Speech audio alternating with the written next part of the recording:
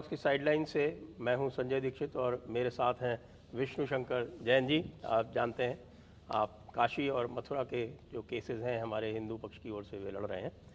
तो विष्णु शंकर जी, काशी में मैंने सुना कोई अच्छा समाचार है, तो वो आप अपने मुंह से ही बताएं दर्शकों को कि वो अच्छा समाचार क्या है जो आपको Allahabad high court at Prayagraj मिला है। देखिए सर, महत्वपूर्ण बात यह है कि काशी के केस में हम सब जानते हैं कि 16 मई 2022 को हमको जो मिला वो एक शिवलिंग था।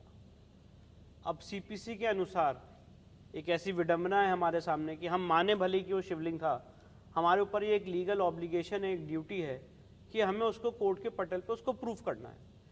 अब कैसे प्रूफ किया जाए, तो इस इंटेंशन से, इस मंशा से section 45 of Indian evidence act और ऑर्डर 26 रूल 10A में व्यवस्था है कि कोर्ट एक साइंटिफिक इन्वेस्टिगेशन या एक्सपर्ट ओपिनियन ले सकता है।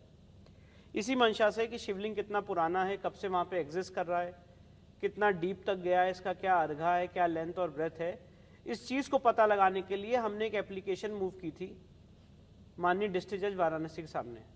उस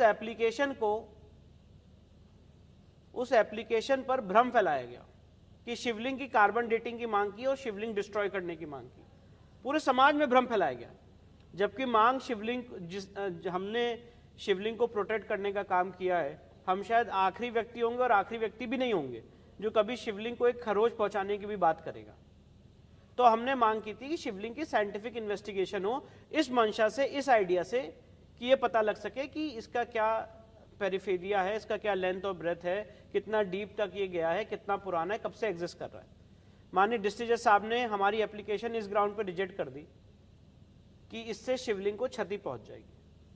बिना आर्कियोलॉजिकल सर्वे ऑफ इंडिया को बुलाए हुए ये अज्यूम कर लिया गया कि अगर साइंटिफिक जांच होगी तो शिवलिंग को क्षति पहुंच जाएगी। अच्छा, मजे की बात यह है कि जब हमने एप्लीकेशन ये फाइल की थी तो अंजुमन इंतजामिया ने उसका ऑब्जेक्शन फाइल किया और ऑब्जेक्शन में पहली बार ये कहा कि ये शिवलिंग नहीं है, ये फाउंटेन है, और अभी ये एडजुडिकेट होना बाकी है कि ये शिवलिंग है या फाउंटेन है। तो एडजुडिकेट कैसे होगा? क्या जनमत संग्रह कराया जाएगा?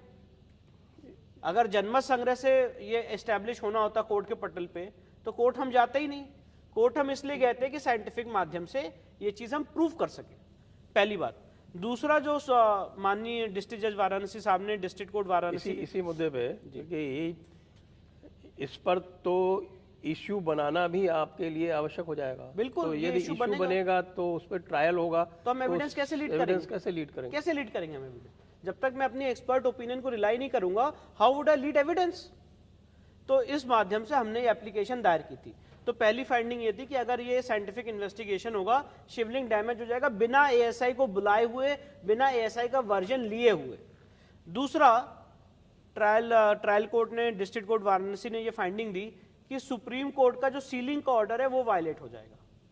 अब मैं यहाँ पे मैं ये बताना चाहता हूँ कि दोनों फाइंडिंग, पहली फाइंडिंग मैंने बता दी कैसे गलत है, दूसरी फाइंडिंग क्यों गलत है, क्योंकि सुप्रीम कोर्ट के सामने हम ये मांग लेके गए थे पहले। आर्टिकल 32 में हमने रिट पिटीशन दायर की थी, क्योंकि हमें पता था कि सुप्रीम कोर्ट ने सील कर रखा है तो सुप्रीम कोर्ट ही ऐसा ऑर्डर कर सकता है। सुप्रीम कोर्ट ने हमें परमिट किया कि आप ये बात ट्रायल कोर्ट में कहिए, और उस ऑब्जर्वेशन के बाद हमने अपनी रिट पिटीशन विड्रॉ की सुप्रीम कोर्ट के सामने और with the liberty to approach the trial court. साथ ही साथ 20 मई 2022 के ऑर्डर में सुप्रीम कोर्ट ने लिखा है कि ट्रायल कोर्ट या डिस्ट्रिक्ट जज साहब पूरा ट्रायल कंडक्ट करेंगे और इसमें जो भी एप्लीकेशन पड़ेंगे उसका निस्तारण करेंगे। तो सुप्रीम कोर्ट ने ट्रायल कोर्ट को यह पावर दी है कि आप सब चीज डिसाइड कर सकते हैं, provided the maximum limit is कि वो जो शिवलिंग है वो ड्यूली प्रोटेक्टेड रहेगा, उसको डैमेज ना किया जाए। हमने भी कहा डैमेज ना किया जाए, पर सुप्रीम कोर्ट ने यह नहीं कहा था कि साइंटिफिक इन्वेस्टिगेशन नहीं हो सकता। तो ये दोनों फाइंडिंग गलत थी। इसको हमने रिवीजन पिटीशन फाइल की इलाहाबाद हाईकोर्ट के सामने। अभी इसकी परसों सुनवाई हुई माननीय इलाहाबाद हाईकोर्ट के सामने, और इलाहाबाद हाईकोर्ट ने, मैं आपको बताने मुझे बहुत हर्ष हो रहा है, बहुत खुशी हो रही है, इलाहाबाद हाईकोर्ट ने हमारी पिटीशन एडमिट की। उसमें सारे राज्य सरकारों को, प्राइवेट पार्टीज को, अंजुमन इंतजामिया को नोटिस जारी किया है, और साथ ही साथ जो हमारी इंटरिम रिलीफ की एप्लीकेशन थी कि एएसआई को कॉल अपॉन किया जाए और उनसे इस पर एफिडेविट मांगा जाए कि ऐसी एक्सरसाइज बिना शिवलिंग को डैमेज किए हुए आप कैसे कंडक्ट कर सकते हैं, उसका एक फॉर्मूला कोर्ट के सामने रखें। उस पर भी माननीय कोर्ट ने माननीय इलाहाबाद हाई कोर्ट ने एएसआई से भी उनका जवाब मांगा है, उनका एफिडेविट मांगा है और अगली तारीख इस मामले में 21 नवंबर निर्धारित की गई है। तो मुझे पूरी उम्मीद है और मैं ये भी बताना चाहता हूँ एएसआई एक कनेक्टेड मैटर में जो विजय शंकर रस्तोगी साहब ने 1991 में फाइल किया था और व्यास परिवार ने, उसमें एएसआई ने एफिडेविट दिया है कि हम पूरे परिसर का सर्वे करने के लिए सक्षम हैं और अगर कोर्ट ऐसा ऑर्डर देगा तो हम ऐसा सर्वे कंडक्ट कर सकते हैं। पैरा 5 में उस एफिडेविट। तो अब एएसआई अपना जवाब कोर्ट के सामने रखेगा और मुझे लगता है इन तरह के केसेस में जब तक एक expert opinion archaeological survey of India द्वारा ना आ जाए तब तक ये एक्सरसाइज संपूर्ण नहीं हो सकती। तो आपको बहुत बहुत बधाई मेरी तरफ से, पूरे हिंदू समाज की ओर से। एक प्रकार से आप इस समय हिंदू समाज का नेतृत्व कर रहे हैं काशी के मैटर में। और ये हमारे जितेंद्र सिंह जी बिसेन जी बात बीच बीच में क्या घालमेल करते रहते हैं? सर अब देखिए, मैं तो यही कहना चाहता हूँ बिना किसी कंट्रोवर्सी में पड़े हुए, ना बिना किसी आदमी के ऊपर टीका टिप्पणी करते हुए, कि हमने लड़ाई बड़े सच्चे मन से मैंने और मेरे बाबूजी ने स्टार्ट की है और इंटेंशन यही है कि हमारे सिविलाइजेशन को, हमारी इंडिक सिविलाइजेशन को उनका मूल स्थान वापस मिले।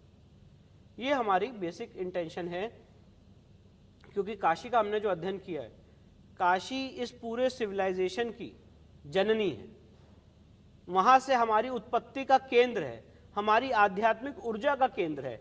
इसलिए मांग ये है, इंटेंशन ये है कि उसका पुनरुद्धार हो। आज हम बात करते हैं डेवलपमेंट की, कॉलेजेस बनाने की, बैंक्स बनाने की, पुल्स बनाने की, डैम्स बनाने की, पर डेवलपमेंट का मतलब स्पिरिचुअल डेवलपमेंट भी होता है। आज किसने हमारे ऋषियों मुनियों को ये ज्ञान दिया जिस ज्ञान की वजह से हमने शून्य का निर्माण किया, शून्य का इजाद किया?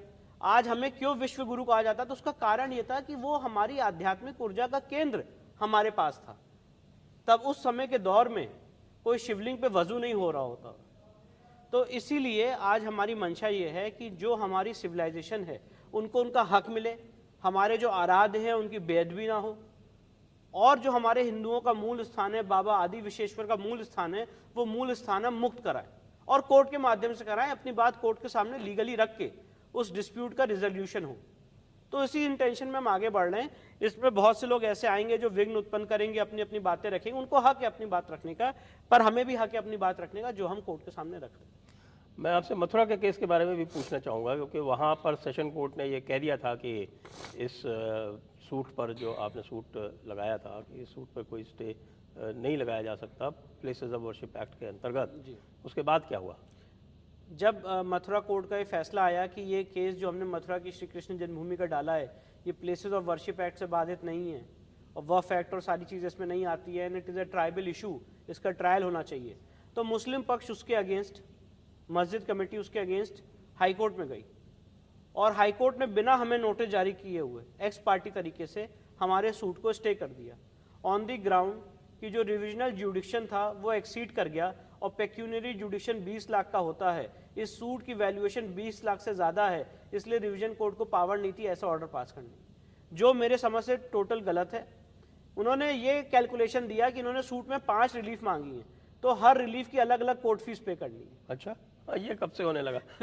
तो लॉ ये है कि आप जो रिलीफ मांगते हैं उस रिलीफ को एक टोटल का हर रिलीफ पे कोर्ट फीस नहीं पे की जाती है, तो सूट को वैल्यू किया जाता है और उस वैल्यूएशन पे कोर्ट फीस पे की जाती है।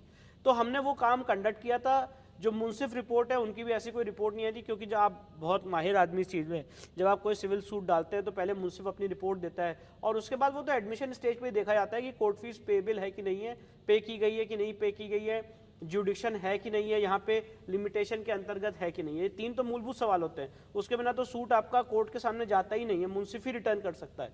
तो ये सारी चीज़ें एक गलत आर्ग्यूमेंट माननीय इलाहाबाद हाईकोर्ट के सामने रेस किया गया। हमने उस केस में counter affidavit, vacation of stay application हमने डाल दी है जो माननीय इलाहाबाद हाईकोर्ट सामने पेंडिंग है। 7 तारीख को वो मुकदमा माननीय इलाहाबाद 7 नवंबर को लगा हुआ है और पूरी कोशिश रहेगी कि हम अपने आराध्य 7 नवंबर जी कल, और पूरी कोशिश यही रहेगी कि अपने आराध्य के मूल स्थान को मुक्त कराने में सफल होंगे। आपको हमारी तरफ से और समस्त हिंदू समाज की ओर से बहुत बहुत शुभकामनाएं। आप इसी प्रकार अपने उद्यम में लगे रहें अनवरत और सफल हों, हम सभी सफल हों। बहुत बहुत धन्यवाद। जय हिंद, वंदे मातरम।